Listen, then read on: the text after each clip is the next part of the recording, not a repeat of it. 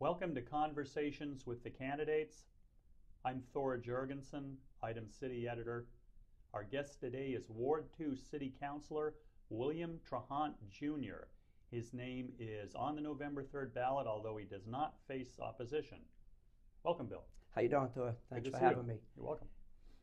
What can you tell us about your background, including how long you've been on the council, please? My background is, like I say, my name's Bill Trahant. I've been the Ward 2 Councilor for the past 8 terms, roughly 16 years. Married, have 2 kids in college. I've been through all the Lynn public schools, you know, from elementary up through. From there, I graduated. When I graduated high school, I went to work for my father, and I now own and operate a 4th generation roofing and construction business in the city of Lynn here. We've been in business for over 100 years. I've been, like I said, I've been very active in the city, always throughout my life, but especially in the last 16 years with youth groups and different organizations. So. What are some of those groups you're involved in?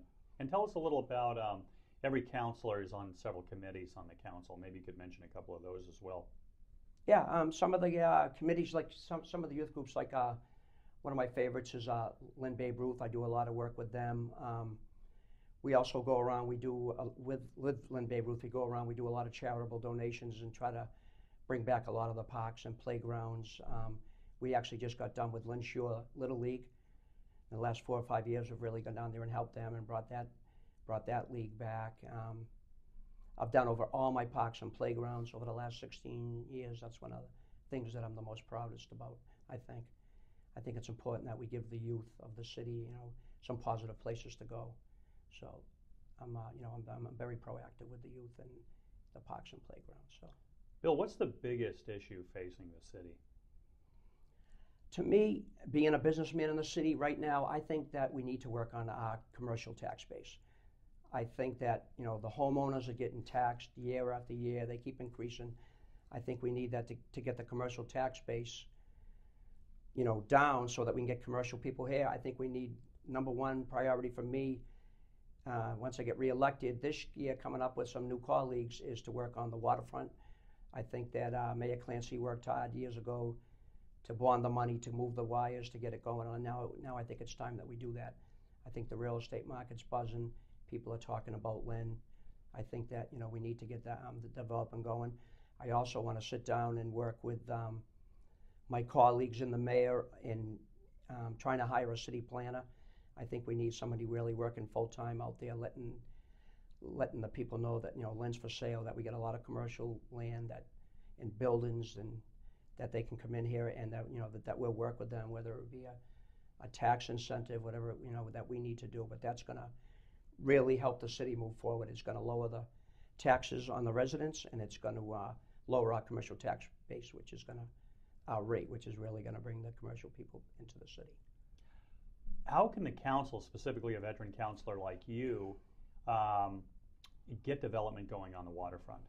By being a business in the city and being in the city every day.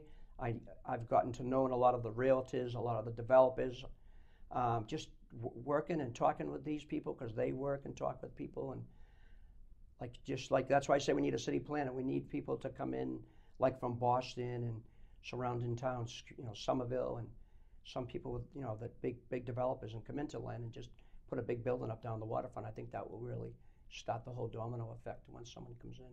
But can the council, an elected body like the one you're a member of, get developers here? I think we can, sure.